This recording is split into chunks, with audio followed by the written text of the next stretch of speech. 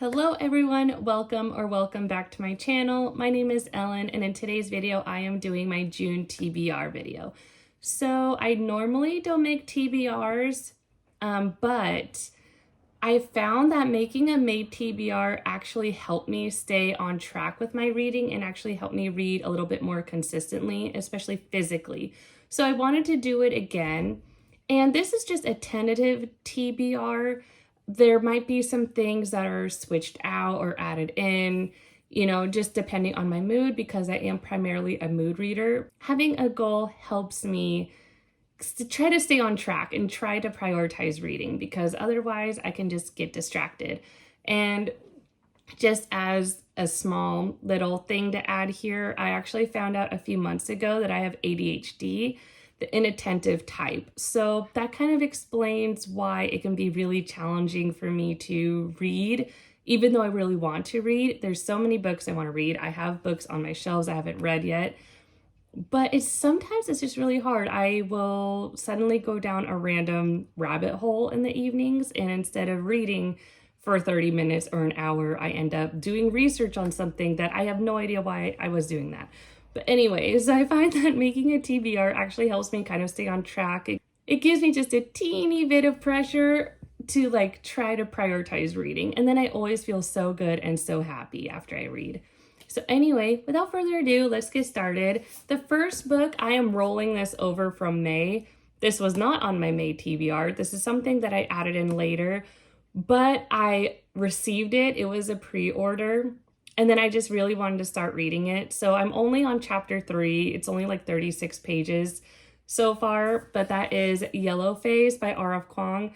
I did not start the Poppy War yet, and I will talk about that in a minute, but I started this one. I've just been hearing so much buzz about this, especially people that have received ARCs.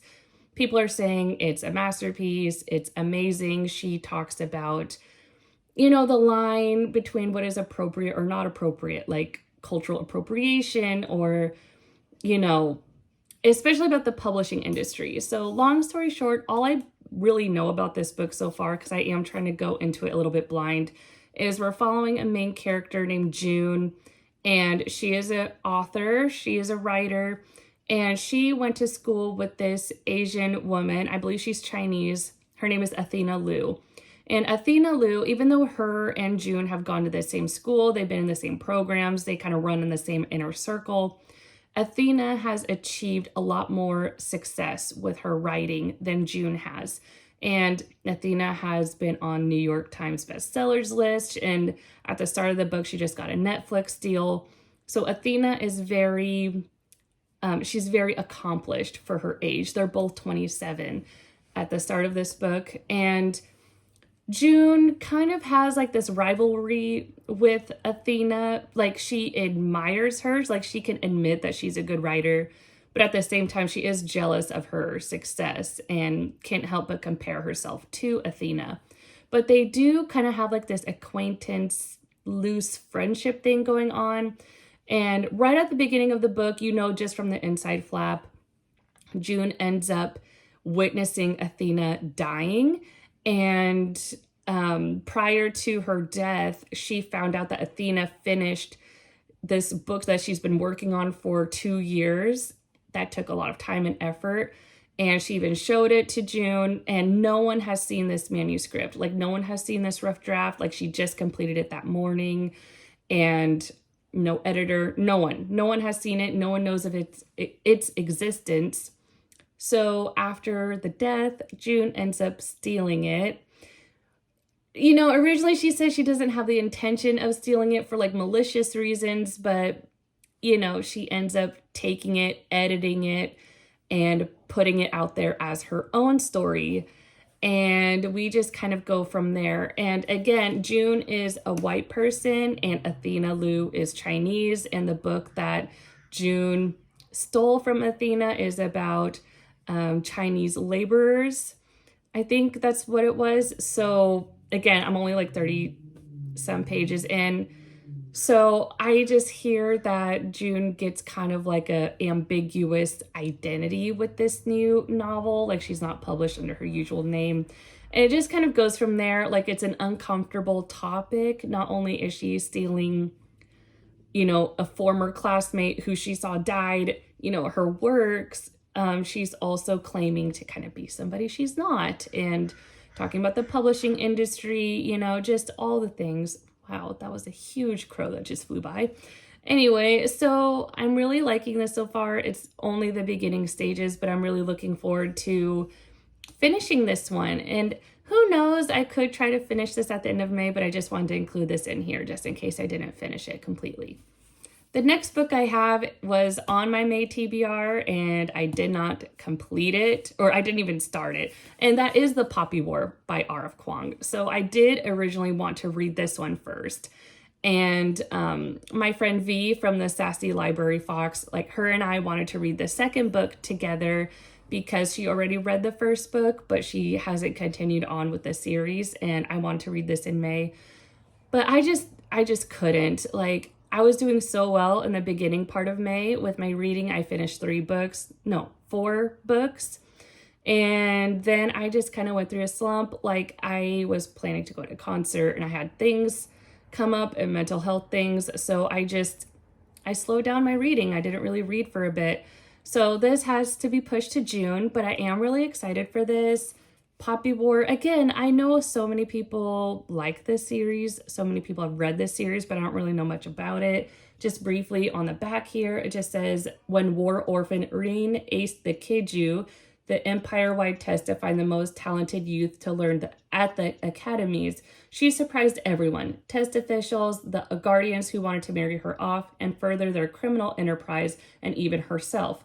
But being a dark-skinned peasant girl from the south is not easy at Seingard, the most elite military school in Nikon. Targeted by rival classmates for her color, poverty, and gender, Rin discovers that God's long-thought dead are very much alive, and that she possesses a lethal, unearthly power, an aptitude for the nearly mythical art of shamanism that could be the weapon the Empire desperately needs. So there's more to it, but I'll leave it at that. I just think that sounds really intriguing, and it just sounds so different from Yellowface because this is like a literary fiction type book, and this is fantasy. So I'm really excited about what R.F. Kuang is going to do in this one, especially after I finish this.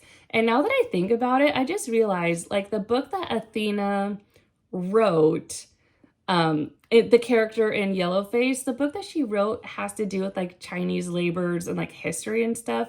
And I know it doesn't mention fantasy, but it just kind of made me think of this, you know. Anyway, there probably is no connection whatsoever, but I just thought it was kind of interesting because it did seem to kind of go into war and things. But anyway, I'm excited to read this one. And for this next book, I confirmed with Nala from the channel Here There Be Stories that we wanted to do a buddy read for this book. We both really wanted to read this one. And ooh, I forgot to take off the Barnes & Noble sticker for this one. But I have this Stardust Thief by Chelsea Abdullah. I actually recently got this book when I went book shopping with my dad. So thank you, Dad. I am really excited for this one. And again, I don't really know much about this one. So I'm just gonna briefly read the back here. It just says, Luli Al-Nazari is the Midnight Merchant, a criminal who, with the help of her jinn bodyguard, hunts and sells illegal magic. When she saves the life of a cowardly prince, she draws the attention of his powerful father, the Sultan, who blackmails her into finding an ancient lamp. With no choice but to obey or be executed, Luli journeys with the Sultan's oldest son to find the artifact. In a world where story is reality and illusion is truth, Luli will discover that everything, her enemy, her magic, even her own past, is not what it seems. And it looks like this is part of the Sansi trilogy. So this book just came out, I think, a few months ago, if I'm not mistaken. So I really want to get to this. I really loved, I had to take a look for a minute. I really love City of Brass. And so I'm really looking forward to more Middle Eastern inspired fantasy books. So I'm really intrigued by this, and I really hope we love it. And I'm excited to do a buddy read with Nala for this one. So I'm really excited. Okay, so the final book I have on this list is a book that I received from the author himself. He so kindly asked if I wanted his book to read and review, and I said yes, especially since I've been hearing all like my book buddies talking about this book. I first heard of this book from Andrew from Andrew's Wizardly Reads, also Leslie from The Nerdy Narrative, and oh gosh, and so many other booktubers. I've just been seeing this book floating around, and I actually was on Andrew's Discord, the Wizardly Duo Discord, and I was just chatting in the general chat, and the author, JCM Byrne, or Joe Byrne, he actually replied, and I recognized his name, and I was like, oh my gosh, I can't believe, you know, the author of The Hybrid Helix is responding to my comment. So he sent me his book, Wistful Ascending. So kind of him. I don't really know much, just from like brief spoiler-free reviews, but we are following this character named Rowan. I call him Rohan, but I've heard other people call him Rowan, but I've been calling him Rohan. So I apologize if I butchered his name, but we're following Rohan. He is, wow, this book is so shiny. Look how beautiful it is. I'll try not to shine it, but we are following Rohan, who is half human and half Ildrak, which is part of like, I guess it's a big galactic empire. And people who are mixed species like Rohan, they possess unearthly powers. Like they are just very powerful, like superhero type powers. And so he fought for like 10 years on behalf of the Ildrak. And it seems like people like Rohan, who are, you know, half human, half Ildrak, they tend to have more like fighting abilities and stuff like that. So, but he decided that he is done with that life. He wants to live a peaceful life from now on. So he decides to retire. He is now towing starships for the space station Wistful. And all of a sudden, a wormhole, a long dormant wormhole, opens up, and these refugees come out, and you know, everything starts from there. So that's all I really know. I did watch other people's reviews a little bit ago, so I don't remember, but I do want to go into this fresh with my own eyes, my own perspective, and I am just so excited for this. I don't really read lots of sci-fi, to be honest. It's not usually the genre I go to, even though I am really intrigued. So I am really excited to get to this one. Thank you so much, Joe Byrne, for sending your book to me. I can't wait to read it. So I am planning to read this in June. These are all the books that I am planning to read. Let me know in the comments if you read these books, what you thought of these books, if you liked them, you didn't like them. Spoiler free, please. But yeah, this is my stack. It's not huge, but this is, you know, this is big for me, especially when 3 of them are like fantasy sci-fi. Despite that, I am so excited for all of these books, and I can't wait to hear your thoughts in the comments on these. Let me know down below, what are you reading in June? What is like the #1 book you are most excited for to read in June? I really want to hear it, and let me know why it's your most anticipated book for that month. So anyway, that is all that I have for you guys today, and I will talk to you guys in the next one. Bye.